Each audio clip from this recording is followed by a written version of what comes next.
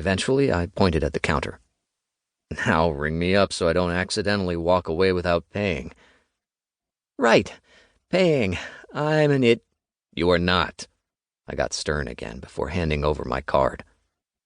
Find a rhythm that works for you. When you don't have a team on shift with you, think about doing order, pay, drink. But whatever you do, it's all about having a routine in place. Routine. Got it. He nodded seriously, like he might start taking notes next. I loved his earnestness almost as much as those dimples. You know a lot.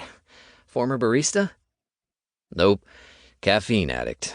My work takes me all over the area, so I've seen a lot of coffee places in action.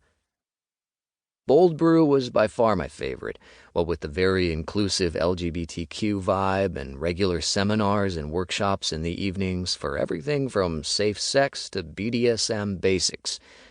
I'd made a number of friends over the years here, but I didn't need to get that personal with the new barista. That's cool. His smile had a certain coyness to it now.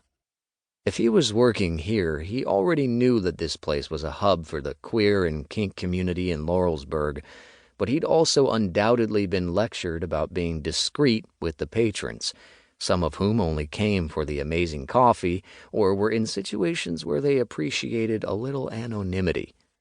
And simply because he was on staff didn't mean he was queer or kinky. So I stopped my brain from wandering too far into fantasy land and tried to concentrate on his next question. What do you do? A little help here, a tall man behind me spoke up.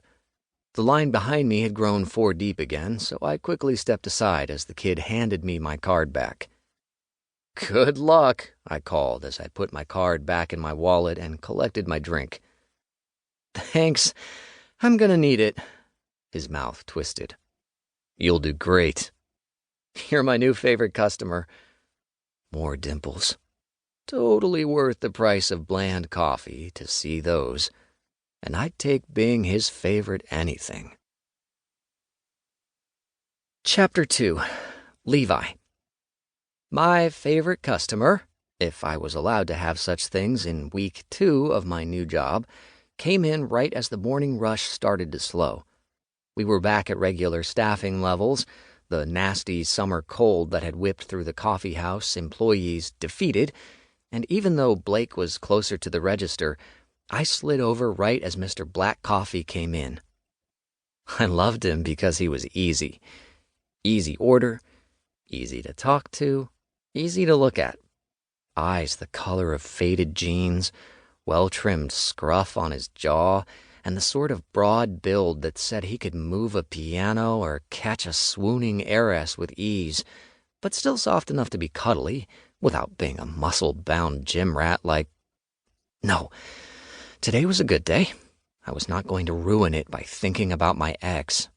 I was going to enjoy my shift, including the 3 minutes I got to spend with this guy. The usual? I asked with a smile, already entering the order on the register's tablet screen. His order was always the same, a black coffee with room and one of the cookies on display. Which cookie today? Chocolate chip looks good. He grinned back at me. He was older than me by at least 10 years, but when he smiled, there was something boyish and charming about him that I found irresistible. Day going okay? I still hadn't figured out what the guy did. Construction, maybe, what with his rugged cargo pants and functional shirts, but he was never dusty like those guys. After grabbing a cup, I turned to fill it from the large vat of drip coffee. Busy. The guy had the best voice, deep and commanding, but also melodic, like if he were a podcaster, he could do one of those intense relaxation things. But not bad. Joe, long time no see, man. Blake came up behind me right as I slid the paper sleeve onto the coffee cup. Joe. Now I had a name. Good. He looked like a Joe, too, all wholesome and down-to-earth and nice. Sweet, too, the way he was always giving me advice. Here you go, Joe. I slid him his cup. Your regular.